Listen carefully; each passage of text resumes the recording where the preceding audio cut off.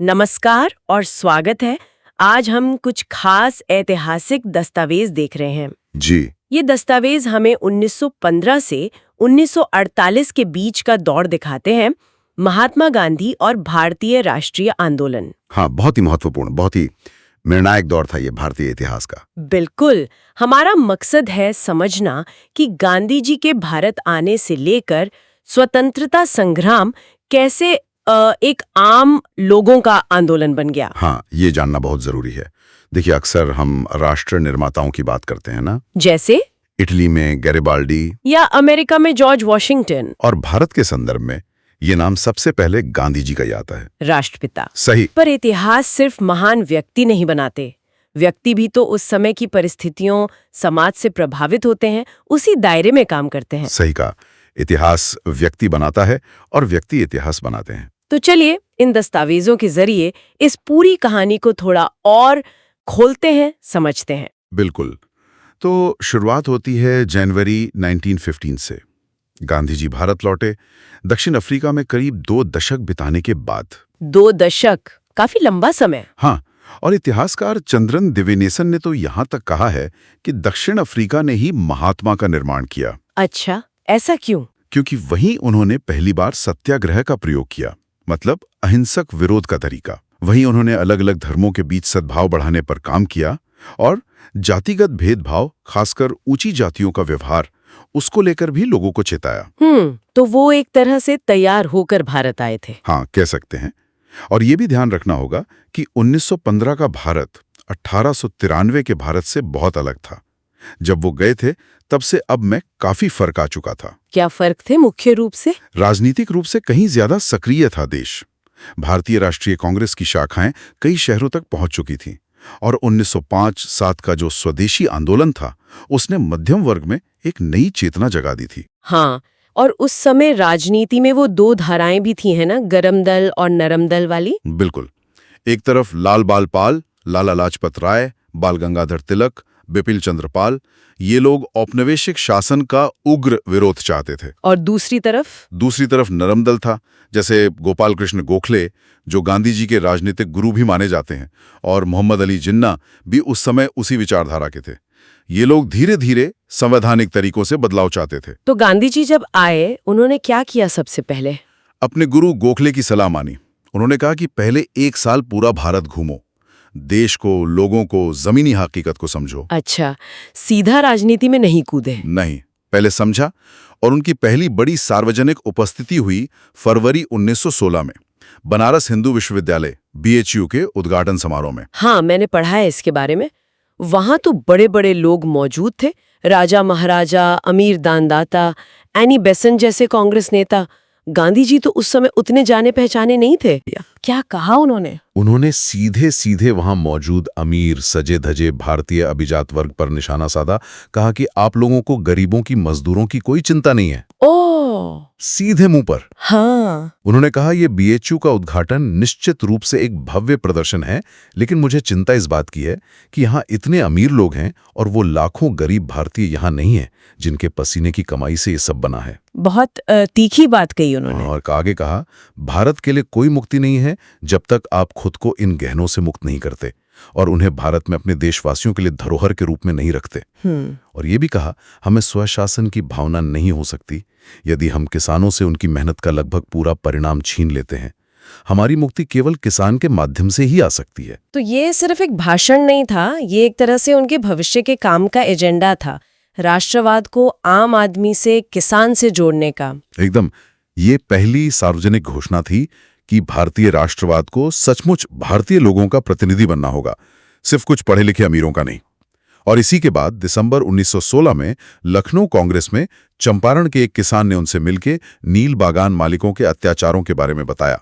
तो BHU भाषण ने एक तरह से मंच तैयार किया। हाँ, इसने राष्ट्रवाद के उस संभ्रांत इलीट चरित्र को चुनौती दी। और फिर चंपारण 1917, अहमदाबाद मिल मजदूरों का आंदोलन 1918, खेड़ा के किसानों का सत्याग्रह 1918, इन सब स्थानीय संघर्षों ने गांधी जी को गरीबों के हिमायती के तौर पर स्थापित कर दिया। भले ही ये लोकल मुद्दे थे, पर इनसे उनकी पहचान राष्ट्रव्यापी बनती जा रही थी। एब्सोल्युटली।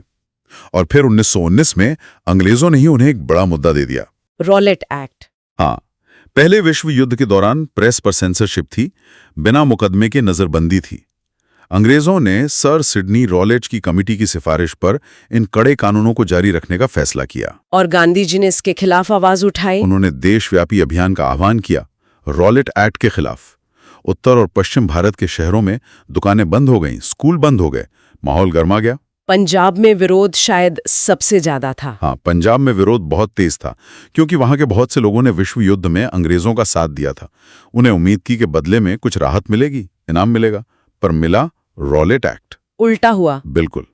गांधी जी को पंजाब जाने से रोक दिया गया, हिरासत में ले लिया गया। स्थानीय कांग्रेसी नेता गिरफ्तार हो गए और फिर अप्रैल 1919 में अमृतसर में वो भयानक घटना हुई, जलियांवाला बाग। जलियांवाला बाग हत्याकांड। एक शांतिपूर्ण सभा पर ब्रिटिश ब्रिगेडियर रेजिनाल्ड डायर ने गोलियां चलवा दी, सैकड़ों लोग मारे गए, 400 से ज्यादा। इस एक घटना ने पूरे देश को हिला दिया होगा। इसने गांधी जी को सचमुच एक राष्ट्रीय नेता बना दिया। रॉलेट सत्याग्रह ने इसकी सफलता से उत्साहित होकर गांधी जी ने ब्रिटिश शासन के साथ असहयोग का आह्वान किया। असहयोग आंदोलन। हाँ, इसका क्या मतलब था? मतलब था कि जो भारतीय उपनिवेशवाद खत्म करना चाहते हैं वो स्कूलों, कॉलेजों, अदालतों का बहिष्कार करें, टैक्स न दें, संक्षेप में सरकार के साथ किसी भी तरह का स्वैच्छिक सहयोग बंद कर दें। और गांधी जी का मानना था कि इससे आजादी मिल जाएगी। उन्होंने कहा कि अगर असहयोग प्रभावी ढंग से हुआ तो भारत 1 साल के भीतर स्वराज जीत लेगा। 1 साल में काफी बड़ा दावा था। हाँ, और इस आंदोलन को और ताकत देने के लिए उन्होंने इसे खिलाफत आंदोलन से भी जोड़ा। खिलाफत आंदोलन क्या था? ये भारतीय मुसलमानों का आंदोलन था। 1919-20 में मोहम्मद अली और शौकत अली इसके नेता थे। उनकी मांग थी कि तुर्की के सुल्तान, जो खलीफा भी थे, उनका मुस्लिम पवित्र स्थानों पर नियंत्रण बना रहे और उनके पास इस्लामी आस्था की रक्षा के लिए पर्याप्त क्षेत्र हो। मिलकर असहयोग करेंगे तो औपनिवेशिक शासन को खत्म किया जा सकेगा। तो इन दोनों आंदोलनों का असर कैसा रहा? क्या लोग जुड़े? अभूतपूर्व असर हुआ।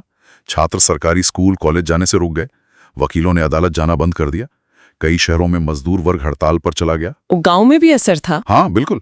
उत्तरी आंध्र में पहाड़ी जनजातियों ने जंगल के कानून तोड़े। अवध में किसानों ने टैक्स नहीं दिए। कुमाऊं में किसानों ने अंग्रेज अधिकारियों का सामान ढोने से मना कर दिया, जिसे बेडार कहते थे। एक अभूतपूर्व जनउभार था। लेकिन क्या ये सब गांधी जी के नियंत्रण में था? हमेशा नहीं। कई बार लोग, किसान, मजदूर असहयोग के नारे का मतलब अपने स्थानीय मुद्दों और हितों के हिसाब से निकालते थे। वे कभी कभी स्थानीय राष्ट्रवादी नेताओं की बात भी नहीं मानते थे। अच्छा। गांधी जी के अमेरिकी जीवनीकार लुई फिशर ने लिखा है, असहयोग गांधी जी और भारत के जीवन में एक युग का नाम बन गया। ये शांतिपूर्ण होने के लिए काफी नेगेटिव था, लेकिन प्रभावी होने के लिए काफी सकारात्मक था। इसमें इनकार, त्याग और आत्मानुशासन शामिल था। ये स्वशासन के लिए एक प्रशिक्षण था। तो इसने ब्रिटिश राज को हिला दिया? हाँ, 1857 के विद्रोह के बाद पहली बार ब्रिटिश राज्य की नींव हिल गई। लेकिन फिर फरवरी 1922 में चौरी चौरा की घटना हो गई। हाँ, उत्तर प्रदेश में, जहां किसानों की भीड़ ने पुलिस थाने में आग लगा दी। जी, और उसमें कई पुलिस वाले मारे गए। इस हिंसा की घटना ने गांधी जी को इतना दुखी किया कि उन्होंने फौरन आंदोलन वापस ले लिया। उन्होंने हिंसा को बिल्कुल अस्वीकार कर दिया। बिल्कुल। उन्होंने कहा, कोई भी उकसावा उन लोगों की क्रूर हत्या को सही नहीं ठहरा सकता जो रक्षाहीन हो गए थे। आंदोलन वापस लेने के बाद क्या हुआ? हजारों भारतीयों को जेल में डाल दिया गया। गांधी जी खुद मार्च 1922 में गिरफ्तार हुए। उन पर देशद्रोह का मुकदमा चला। और जज ने क्या कहा? आपने बताया था कि जज ने भी उनकी तारीफ की थी।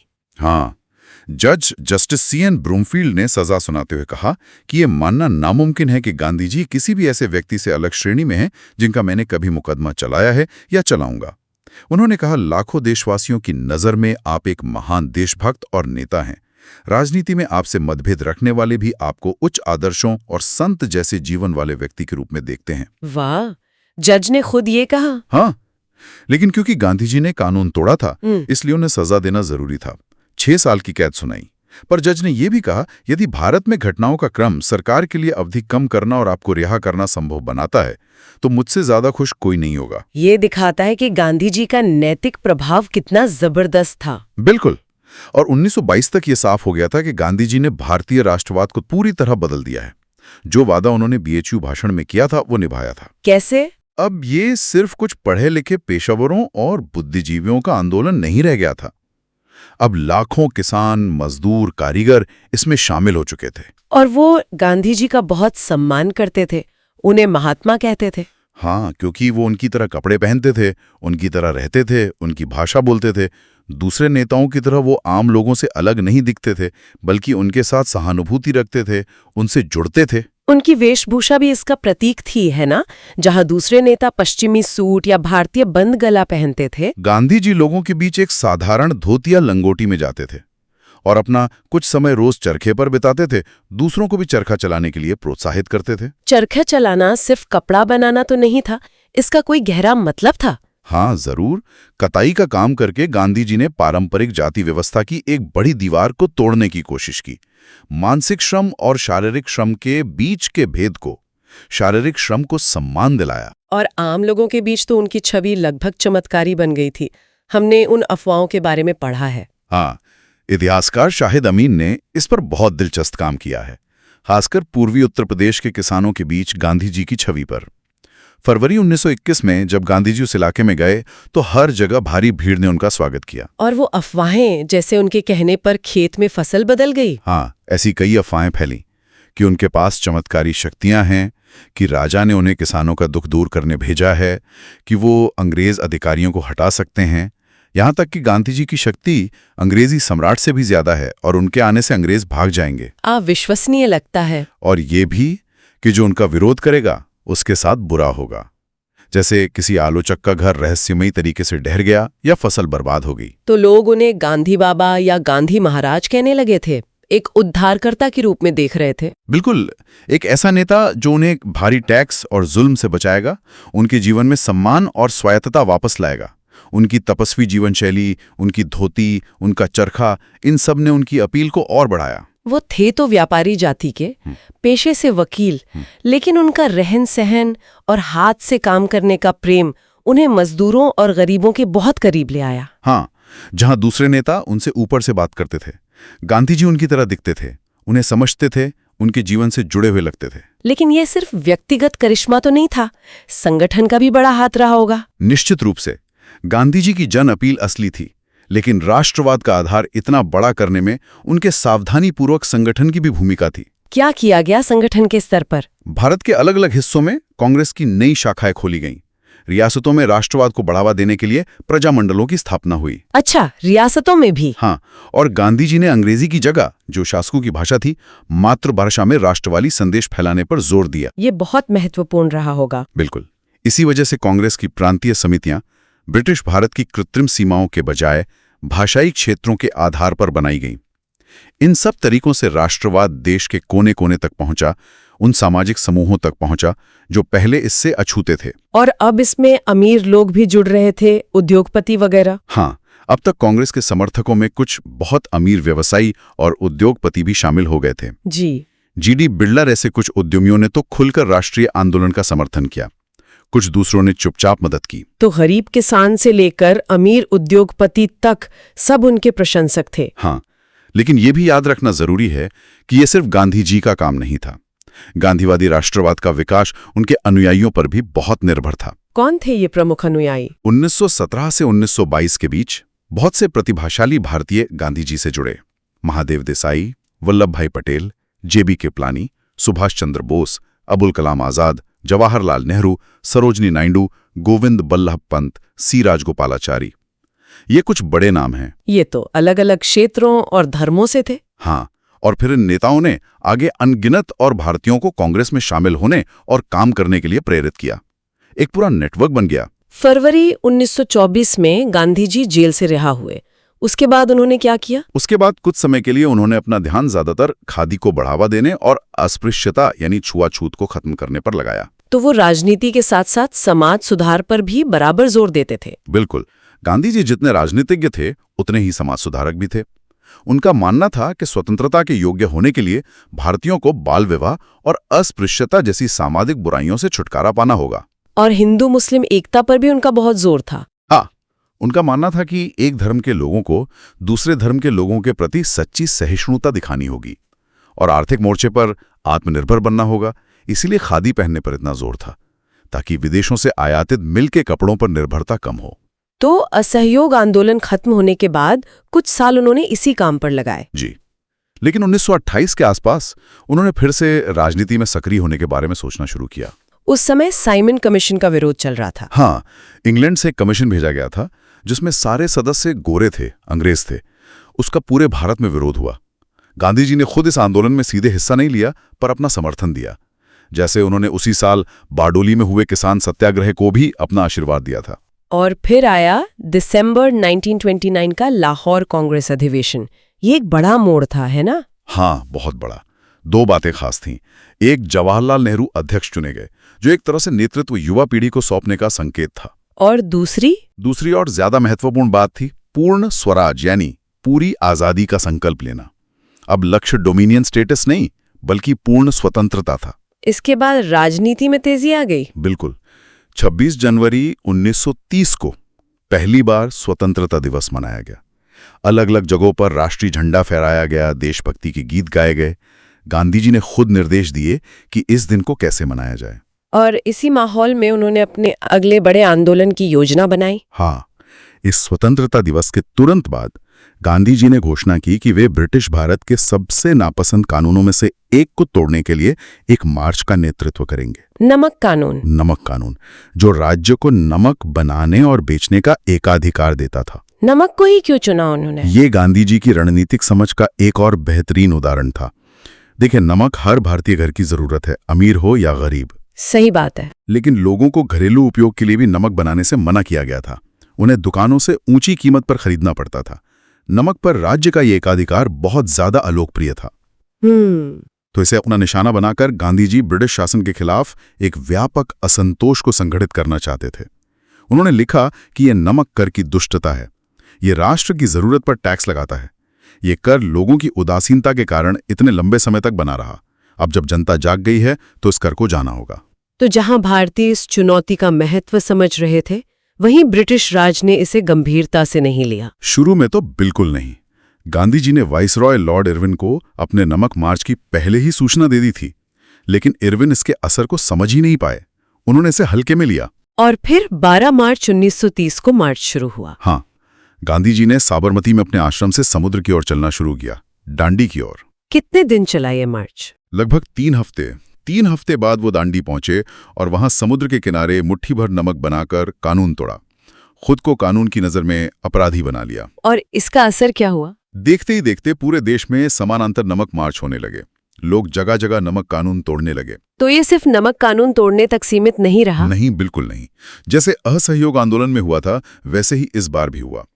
गांधी जी के आह्वान ने सभी वर्गों के भारतीयों को औपनिवेशिक शासन के खिलाफ अपने अपने असंतोष को जाहिर करने का मौका दिया। जैसे? भारत के बड़े हिस्से में किसानों ने घृणित औपनिवेशिक वन कानूनों का उल्लंघन किया। कुछ शहरों में कारखानों के मजदूर हड़ताल पर चले गए। वकीलों ने ब्रिटिश अदालतों का बहिष्कार किया। छात्रों ने सरकारी शिक्षण संस्थानों में जाना बंद कर दिया। तो अंग्रेजों ने क्या किया? शासकों ने दमन का रास्ता अपनाया, लोगों को गिरफ्तार करना शुरू किया। नमक मार्च के बाद लगभग 60,000 भारतीयों को गिरफ्तार किया गया। 60,000? बहुत बड़ी संख्या है। हाँ, और इनमें गांधी जी भी शामिल थे। बेशक, पुलिस की गुप्त रिपोर्टें बताती हैं कि गांधी जी के मार्च के दौरान उनके भाषण सुनने के लिए गांव में भारी भीड़ जुटती थी। उन भाषणों में वो क्या कहते थे? वो स्थानीय अधिकारियों से अपील करते थे कि सरकारी नौकरी छोड़ें और स्वतंत्रता संग्राम में शामिल हों। वासना गांव में उन्होंने ऊंची जातियों से कहा कि यदि आप स्वराज चाहते हैं तो आपको अछूतों की सेवा करनी चाहिए। स्वराज के लिए हिंदुओं, मुसलमानों, पारसियों और सिखों को एकजुट होना होगा। और रिपोर्टों में भीड़ के बारे में क्या लिखा था? पुलिस जासूसों ने लिखा कि गांधी जी की सभाओं में सभी जातियों के ग्रामीण शामिल होते थे। महिलाएं भी बड़ी संख्या में आती थीं। हजारों स्वयंसेवक राष्ट्रीय कारण के लिए आगे आ रहे थे। एक जिला पुलिस अधीक्षक ने सरकार को लिखा, श्री गांधी शांत और संयत दिखाई दिए। वे जैसे जैसे आगे बढ़ रहे हैं, अधिक ताकत जुटा रहे हैं। इस मार्च की खबर बाहर की दुनिया तक भी पहुंची? हाँ, बिल्कुल। अमेरिकी समाचार पत्रिका टाइम ने इसे कवर किया। हालांकि शुरू में उसने गांधी जी का मजाक उड़ाया था। मजाक उड़ाया था? क्या लिखा था? उनके पतले फ्रेम और मकड़ी जैसे लंगोट के बारे में तिरस्कार से लिखा। हाँ, अपने पहली रिपोर्ट में टाइम ने शक जताया कि ये मार्च अपने गंतव्य तक पहुंच भी पाएगा या नहीं। उसने दावा किया कि गांधी जी दूसरे दिन ही जमीन पर गिर गए, पत्रिका को विश्वास नहीं था कि ये कमजोर संत ज्यादा चल पाएंगे। लेकिन बाद में उनका नजरिया बदला। हाँ, एक हफ्ते के अंदर ही टाइम ने लिखा कि मार्च को जो भारी जन समर्थन मिला है उसने ब्रिटिश शासकों को बेहद चिंतित कर दिया है। हाँ। अब वो गांधी जी को एक संत और राजनेता के रूप में सलाम कर रहे थे जो ईसाई मान्यताओं वाले पुरुषों के खिलाफ ईसाई कृत्यों का उपयोग कर रहे थे। ये तो बड़ा बदलाव था। नमक मार्च कम से कम 3 कारणों से बहुत उल्लेखनीय था। क्या थे वो कारण? पहला, ये वो घटना थी जिसने पहली बार महात्मा गांधी को विश्व का ध्यान दिलाया। यूरोप और अमेरिका के प्रेस ने इसे बड़े पैमाने पर कवर किया। दूसरा, ये पहली राष्ट्रवादी गतिविधि थी जिसमें महिलाओं ने इतनी बड़ी संख्या में भाग लिया। समाजवादी कार्यकर्ता कमला देवी चट्टोपाध्याय ने गांधी जी को इस बात के लिए राजी किया था कि विरोध प्रदर्शनों को सिर्फ पुरुषों तक सीमित न रखा जाए। अच्छा, तो कमला देवी चट्टोपाध्याय का इसमें रोल था। हाँ, और वो खुद उन कई महिलाओं में से एक थीं जिन्होंने नमक या शराब कानूनों को तोड़कर गिरफ्तारी दी। और तीसरा कारण? तीसरा, और शायद सबसे महत्वपूर्ण, ये नमक मार्च ही था जिसने अंग्रेजों को ये एहसास दिलाया कि उनका राज हमेशा नहीं चलेगा और उन्हें भारतीयों को कुछ ना कुछ सत्ता सौंपनी होगी। और इसी एहसास के बाद लंदन में वो गोलमेज सम्मेलन हुए। जी हाँ, ब्रिटिश सरकार ने लंदन में गोलमेज सम्मेलनों की एक श्रृंखला बुलाई। पहला सम्मेलन नवंबर 1930 में हुआ, लेकिन उसमें कांग्रेस शामिल नहीं हुई क्योंकि गांधी जी और अन्य नेता जेल में थे, तो वो बेनतीजा रहा। फिर गांधी जी रिहा हुए? गांधी जी जनवरी 1931 में जेल से रिहा हुए। अगले महीने वाइसराय लॉर्ड इरविन के साथ उनकी कई लंबी बैठकें हुई, जिसके बाद गांधी इरविन समझौता हुआ। हाँ, इस समझौते के तहत सविनय अवज्ञा आंदोलन बंद कर दिया गया, सभी राजनीतिक कैदियों को रिहा करने पर सहमति बनी और तट के किनारे नमक बनाने की इजाजत दे दी गई। लेकिन इस समझौते की आलोचना भी हुई थी। हाँ, कट्टरपंथी राष्ट्रवादियों ने इसकी आलोचना की क्योंकि गांधी जी वाइसराय से भारतीयों के लिए राजनीतिक स्वतंत्रता का कोई ठोस आश्वासन हासिल नहीं कर पाए थे। फिर दूसरा गोलमेज सम्मेलन हुआ? हाँ, 1931 के अंत में लंदन में। इसमें गांधी जी ने कांग्रेस का प्रतिनिधित्व किया, लेकिन यहाँ उनके इस दावे को चुनौती मिली कि उनकी पार्टी पूरे भारत का प्रतिनिधित्व करती है। किसने चुनौती दी? 3 तरफ से। मुस्लिम लीग ने कहा कि वो मुस्लिम अल्पसंख्यकों के हितों का प्रतिनिधित्व करती है। रियासतों के राजाओं ने कहा कि कांग्रेस का उनके क्षेत्रों पर कोई अधिकार नहीं है। और डॉक्टर B.R. अम्बेडकर? हाँ, प्रतिभाशाली वकील और विचारक डॉक्टर B.R. अम्बेडकर ने तर्क दिया कि गांधी जी और कांग्रेस वास्तव में निम्नतम जातियों यानी दलितों का प्रतिनिधित्व नहीं करते हैं। यहाँ दलितों के लिए अलग निर्वाचक मंडल का मुद्दा उठा था। जी, अम्बेडकर दलितों के लिए अलग निर्वाचन मंडल चाहते थे ताकि वो अपने प्रतिनिधि खुद चुन सकें। गांधी जी इसके सख्त खिलाफ थे। गांधी जी क्यों खिलाफ थे? उनका मानना था कि इससे दलित हमेशा के लिए बाकी हिंदू समाज से कट जाएंगे, उनमें एक स्थायी विभाजन हो जाएगा। उन्होंने कहा, अछूतों के लिए अलग निर्वाचन मंडल उन्हें हमेशा के लिए बंधन में सुनिश्चित करेगा। क्या आप चाहते हैं कि अछूत हमेशा अछूत रहें? अलग निर्वाचन मंडल इस कलंक को स्थायी बना देगा। और अम्बेडकर का क्या तर्क था? अम्बेडकर ने लिखा कि दलित एक ऐसा वर्ग है जो अस्तित्व के संघर्ष में खुद को बनाए रखने की स्थिति में नहीं है। जिस धर्म से वे बंधे हैं वो उन्हें सम्मानजनक स्थान देने के बजाय उन्हें कोड़ी की तरह देखता है।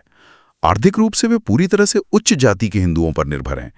ऐसी परिस्थितियों में अपनी रक्षा के लिए राजनीतिक शक्ति में कुछ हिस्सा होना एक परम आवश्यकता है। ये बहुत ही जटिल और संवेदनशील मुद्दा था। बिल्कुल। लंदन सम्मेलन भी किसी नतीजे पर नहीं पहुंच सका। गांधी जी भारत लौटे और सविनय अवज्ञा फिर से शुरू कर दिया। नए वायसराय लॉर्ड विलिंगडन आए जो गांधी जी के प्रति बिल्कुल सहानुभूति नहीं रखते थे। तो आंदोलन फिर से शुरू हुआ, लेकिन शायद पहले जैसी बात नहीं रही। हाँ, उतना व्यापक नहीं रहा। फिर 1935 में गवर्नमेंट ऑफ इंडिया एक्ट आया। इसने कुछ हद तक प्रांतीय स्तर पर प्रतिनिधि सरकार का वादा किया। और 1937 में चुनाव हुए। जी, एक सीमित मताधिकार के आधार पर चुनाव हुए और कांग्रेस ने बड़ी जीत हासिल की। 11 में से 8 प्रांतों में कांग्रेस की सरकारें बनी जो ब्रिटिश गवर्नर की देखरेख में काम करती थीं। लेकिन ये सरकारें भी ज्यादा दिन नहीं चल पाईं। नहीं, क्योंकि सितंबर 1939 में दूसरा विश्व युद्ध शुरू हो गया। गांधी जी और नेहरू का क्या रुख था युद्ध को लेकर? दोनों ही हिटलर और नाजीवाद के कड़े आलोचक थे, तो उन्होंने अंग्रेजों के सामने एक प्रस्ताव रखा। क्या प्रस्ताव था? उन्होंने कहा कि अगर अंग्रेज युद्ध खत्म होने के बाद भारत को आजादी देने का वादा करें तो कांग्रेस युद्ध के प्रयासों में उनका समर्थन करेगी। अंग्रेजों ने माना? नहीं, प्रस्ताव अस्वीकार कर दिया गया। इसके विरोध में कांग्रेस मंत्रालयों ने अक्टूबर 1939 में इस्तीफा दे दिया। और फिर 1940-41 के दौरान कांग्रेस ने व्यक्तिगत सत्याग्रहों की एक श्रृंखला चलाई ताकि अंग्रेजों पर दबाव डाला जा सके कि वो युद्ध के बाद आजादी का वादा करें। इसी बीच मुस्लिम लीग की राजनीति भी बदल रही थी। हाँ, मार्च 1940 में मुस्लिम लीग ने लाहौर में एक प्रस्ताव पारित किया जिसमें उपमहाद्वीप के मुस्लिम बहुल क्षेत्रों के लिए स्वायत्तता की मांग की गई। इसे ही बाद में पाकिस्तान प्रस्ताव कहा गया। तो अब स्थिति और जटिल हो गई। हाँ, अब ये सिर्फ भारतीय बनाम अंग्रेज का संघर्ष नहीं रहा, ये कांग्रेस, मुस्लिम लीग और अंग्रेजों के बीच एक त्रिपक्षीय संघर्ष बन गया। उस समय ब्रिटेन में चर्चिल प्रधानमंत्री थे जो साम्राज्य के कट्टर समर्थक थे। जी, हालांकि उनकी सरकार में लेबर पार्टी के सदस्य भी थे जो भारतीय आकांक्षाओं के प्रति सहानुभूति रखते थे। 1942 के वसंत में चर्चिल ने अपने एक मंत्री सर स्टैफर्ड क्रिप्स को भारत भेजा। क्रिप्स मिशन, इसका मकसद क्या था? गांधी जी और कांग्रेस के साथ कोई समझौता करने की कोशिश करना, लेकिन बातचीत टूट गई। क्यों टूट गई? क्योंकि कांग्रेस ने जोर देकर कहा कि अगर मित्र राष्ट्रों से भारत की रक्षा में अंग्रेजों की मदद करनी है तो वायसरॉय को पहले अपनी कार्यकारिणी परिषद में रक्षा सदस्य के रूप में एक भारतीय को नियुक्त करना होगा। अंग्रेज इसके लिए तैयार नहीं हुए। क्रिप्स मिशन की विफलता के बाद गांधी जी ने क्या किया?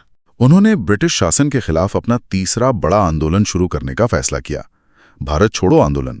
अगस्त 1942 में? हाँ, गांधी जी और कांग्रेस के बड़े नेताओं को फौरन गिरफ्तार कर लिया गया, लेकिन युवा कार्यकर्ताओं ने, खासकर जयप्रकाश नारायण जैसे समाजवादियों ने भूमिगत रहकर पूरे देश में हड़तालें और तोड़फोड़ की कार्रवाइयां आयोजित की। ये आंदोलन कितना व्यापक था? काफी व्यापक था।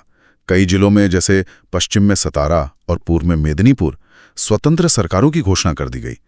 सतारा में तो प्रति सरकार बनी जिसके अपने स्वयंसेवी दल थे, अपनी जन अदालतें थीं और वो 1946 तक काम करती रही। अंग्रेजों ने इसे कैसे दबाया? बहुत बल प्रयोग किया। विद्रोह को दबाने में 1 साल से ज्यादा का समय लग गया।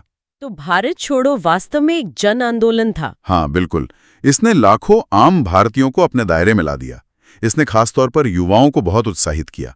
बड़ी संख्या में छात्रों ने कॉलेज छोड़कर जेल जाना चुना। लेकिन इसका एक और पहलू भी था। जब कांग्रेस नेता जेल में थे तब जिन्ना और मुस्लिम लीग में उनके सहयोगियों ने धैर्यपूर्वक अपना प्रभाव बढ़ाने पर काम किया। खासकर पंजाब और सिंध जैसे प्रांतों में जहां पहले लीग की पकड़ कमजोर थी, इन्हीं सालों में मजबूत हुई। तो विभाजन की नींव और मजबूत होती गई। हाँ, कह सकते हैं। जून 1944 में जब युद्ध लगभग समाप्त होने वाला था, गांधी जी को जेल से रिहा किया गया। उसी साल बाद में उन्होंने जिन्ना के साथ कई बैठकें की ताकि कांग्रेस और लीग के बीच की खाई को पाटा जा सके, लेकिन बात बनी नहीं। 1945 में ब्रिटेन में चुनाव हुए। हाँ, लेबर पार्टी सत्ता में आई और वो भारत को स्वतंत्रता देने के लिए प्रतिबद्ध थी। भारत में वापस वायसरॉय लॉर्ड वेवेल ने कांग्रेस और लीग के बीच बातचीत का एक और दौर शुरू किया। फिर 1946 में प्रांतीय चुनाव हुए। उसके क्या नतीजे रहे? कांग्रेस ने सामान्य सीटों पर जबरदस्त जीत हासिल की, लेकिन मुसलमानों के लिए आरक्षित सीटों पर मुस्लिम लीग ने भारी बहुमत हासिल किया। राजनीतिक ध्रुवीकरण अब एकदम साफ था। इसके बाद कैबिनेट मिशन आया। जी, 1946 की गर्मियों में उसने कांग्रेस और लीग को एक ऐसी संघीय व्यवस्था पर सहमत कराने की कोशिश की जो भारत को एक साथ रखती लेकिन प्रांतों को काफी स्वायत्तता देती। लेकिन यह मिशन भी असफल रहा। बातचीत टूटने के बाद जिन्ना ने लीग की पाकिस्तान की मांग पर जोर देने के लिए प्रत्यक्ष कार्यवाही दिवस, डायरेक्ट एक्शन डे का आह्वान किया। 16 अगस्त 1946। हाँ, और उस दिन कलकत्ता में भयानक दंगे भड़क उठे, खूनी दंगे। और ये हिंसा फिर फैल गई। हाँ, हिंसा ग्रामीण बंगाल, फिर बिहार और फिर संयुक्त प्रांत और पंजाब तक फैल गई। कुछ जगहों पर मुसलमान मुख्य शिकार थे तो कुछ जगहों पर हिंदू। माहौल बहुत खराब हो गया। फरवरी 1947 में नए वाइसरॉय आए, लॉर्ड माउंटबेटन। हाँ, वेवेल की जगह।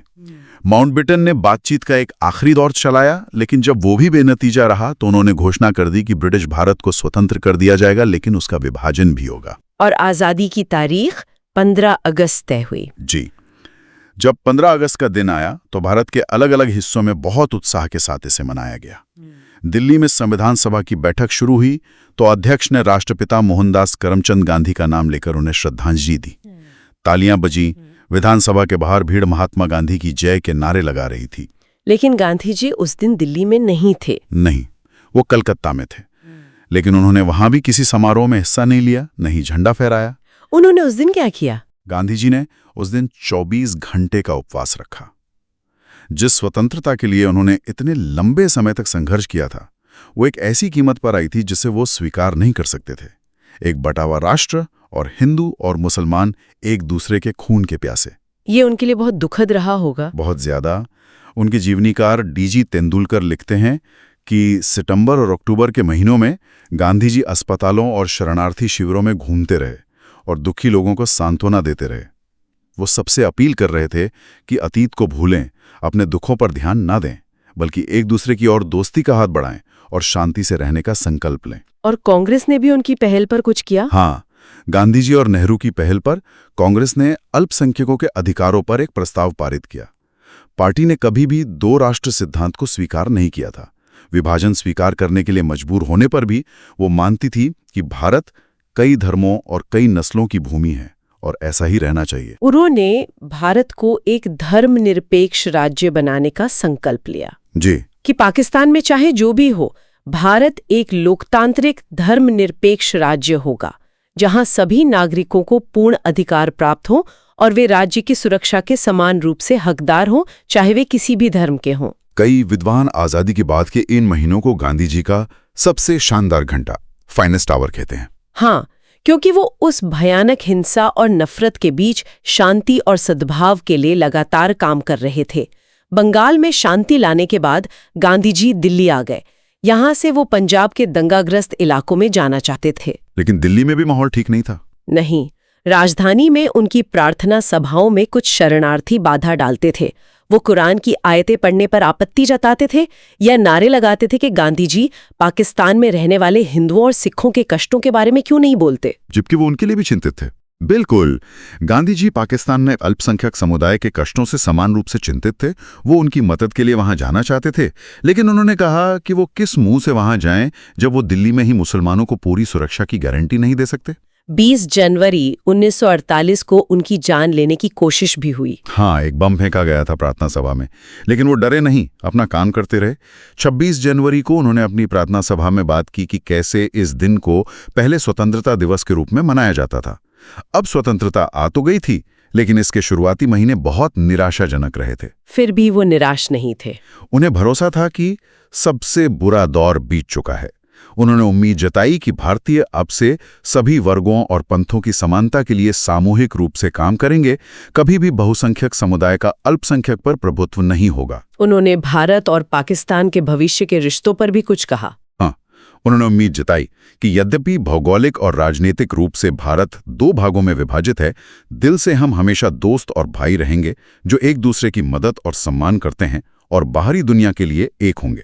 उन्होंने जीवन भर एक स्वतंत्र और एकजुट भारत के लिए लड़ाई लड़ी थी, और जब देश बट गया तब भी वो दोनों हिस्सों के बीच सम्मान और दोस्ती की बात कर रहे थे। लेकिन सब लोग उनकी तरह नहीं सोच रहे थे। 30 जनवरी 1948 की शाम, हाँ, अपनी रूस की प्रार्थना सभा में जाते हुए गांधी जी की एक युवक ने गोली मारकर हत्या कर दी।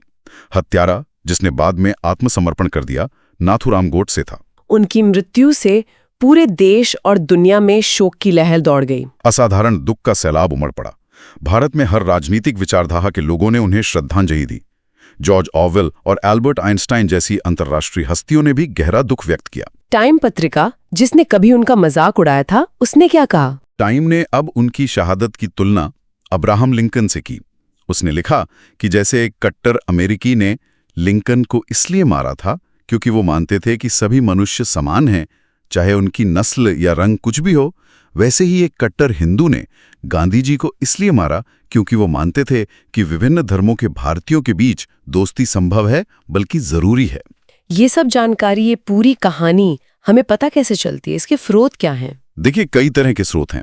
सबसे पहले तो गांधी जी के खुद के लेखन और भाषण, फिर उनके समकालीन लोगों के लेखन, चाहे वो उनके सहयोगी हों या राजनीतिक विरोधी। इनसे क्या पता चलता है? सार्वजनिक भाषणों से हमें उनकी सार्वजनिक आवाज सुनने को मिलती है, जबकि निजी पत्रों से उनके निजी विचारों की झलक मिलती है। उनका गुस्सा, दर्द, उनकी उम्मीदें, निराशाएं। लेकिन पत्र तो निजी होते हैं। हाँ, लेकिन ये भी याद रखना चाहिए कि कई पत्र सार्वजनिक प्रकाशन के इरादे से भी लिखे जाते हैं। जैसे नेहरू ने a bunch of old letters नाम से एक संकलन संपादित किया था। उससे कांग्रेस के अंदर की बहसें पता चलती हैं। जैसे नेहरू के समाजवाद और प्रसाद या पटेल जैसे नेताओं के रूढ़िवादी विचारों के बीच टकराव, और गांधी जी कैसे बीच बचाव करते थे। उन पत्रों से ये भी पता चलता है कि साथी नेता नेहरू की चिड़चिड़ाहट से डरते थे और गांधी जी ने कैसे उन्हें हाथ से बनाए रखने की सलाह दी थी। आत्मकथाएं भी एक स्रोत है। हाँ, आत्मकथाएं भी महत्वपूर्ण होती हैं।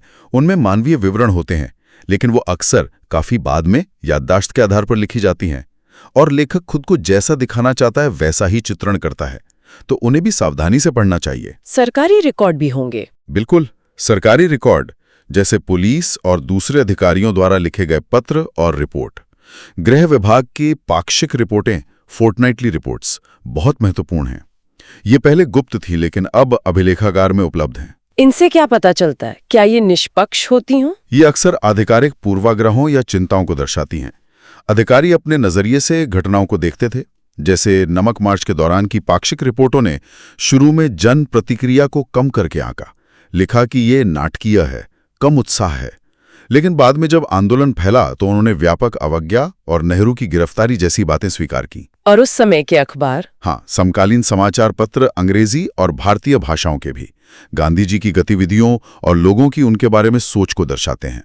लेकिन ये भी अखबार के मालिक या संपादक के राजनीतिक विचारों से प्रभावित होते हैं। तो मतलब किसी एक स्रोत पर आंख बंद करके भरोसा नहीं कर सकते? बिल्कुल नहीं। हर स्रोत की अपनी सीमाएं हैं, अपना नजरिया है। इतिहासकार का काम है इन सभी स्रोतों की सावधानीपूर्वक व्याख्या करना, उनकी तुलना करना और फिर एक संतुलित तस्वीर बनाने की कोशिश करना। तो हमने देखा कि कैसे गांधी जी दक्षिण अफ्रीका से लौटकर सत्याग्रह और असहयोग जैसे अपने अनूठे तरीकों का इस्तेमाल करते हुए आम जनता के साथ अपनी पहचान बनाकर पहनावे, चरखे, भाषा के जरिए राष्ट्रवाद को एक जन आंदोलन में बदल दिया। हमने प्रमुख आंदोलनों में उनकी भूमिका, एकता के लिए उनके प्रयासों और उनके दुखद अंत पर चर्चा की। हाँ, और अंत में एक सवाल शायद श्रोताओं के सोचने के लिए छोड़ा जा सकता है, जो इन सभी स्रोतों और चर्चा से उभरता है। क्या सवाल? स्रोत सामग्री दिखाती है कि गांधी जी लगातार विभाजन पाटने की कोशिश कर रहे थे। अभिजात वर्ग और जनता के बीच, हिंदू और मुस्लिम के बीच, कांग्रेस के भीतर विभिन्न गुटों के बीच, और विभाजन के बाद भी भारत और पाकिस्तान के बीच। गोलमेज सम्मेलन से लेकर विभाजन तक उन्होंने बहुत कोशिश की, लेकिन अंततः विभाजन रोक नहीं पाए। तो विभाजन को रोकने में गांधी जी की अंतिम विफलता हमें क्या बताती है? क्या ये व्यक्तिगत नेतृत्व की सीमाओं को दिखाती है? चाहे वो कितना भी करिश्माई क्यों ना हो, जब ऐतिहासिक और सामाजिक शक्तियां बहुत शक्तिशाली हो। ये एक विचार है जिस पर श्रोता स्वयं विचार कर सकते हैं।